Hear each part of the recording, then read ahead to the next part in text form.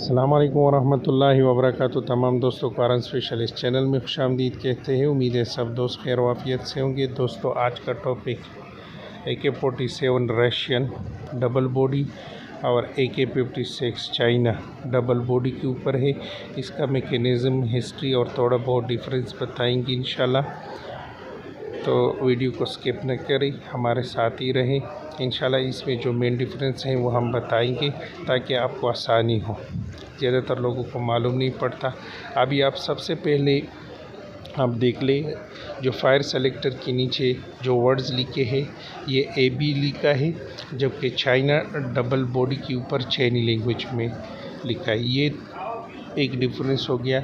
दूसरा डिफरेंस आप ये देखो, इधर छोड़ने वाला आता है जबकि ये स्लिम आता है।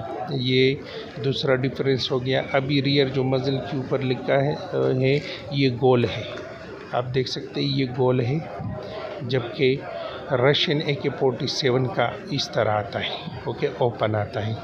तो ये तीसरा हो गया। बाकी मैकेनिज़्म अंदर का सेम है, इसमें ज़्यादा फ़र्क नहीं है। इसमें फोल्डिंग वाले भी आता है, बल्ट वाले भी आता है, बट स्टॉक वाले जो हैं साइड फोल्डिंग वाले भी आता है और संगीन वाले भी आते हैं, ओके। तो ज़्यादा मैकेनिज़्म इसका सेम ही है। बाकी अगर हिस्ट्री की बात की जाए तो चाइना मिलिट्री ने इसका बेदरीग इस्तेमाल किया है और ये नोरिंको का बना हुआ है, और इस नोरिंको ने वियतनाम के जंग में इसका बेदरीग इस्तेमाल किया है। ईरान इराक वार में, अफ़गान वार, सोवियत युद्ध, इनमें इनका बेदरीग इस्तेमाल हुआ है, ओके। तो ये फुल ऑटोमेटिक राइफ़ल है और हेवी डबल बॉडी में है, आप देख सकते हैं, ओके।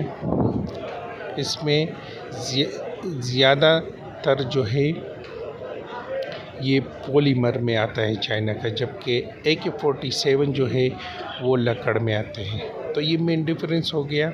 हिस्ट्री भी थोड़ा बहुत बता दिया। यानी चाइना मिलिट्री ने इसका बेदरीग इस्तेमाल किया है। अच्छा, कीमत की बात अगर की जाए तो ये कंडीशन के ऊपर डिपेंड करता है, यानी 2.5 लाख से लेके 3.5 लाख तक इसकी मार्केट प्राइस आजकल चलती है।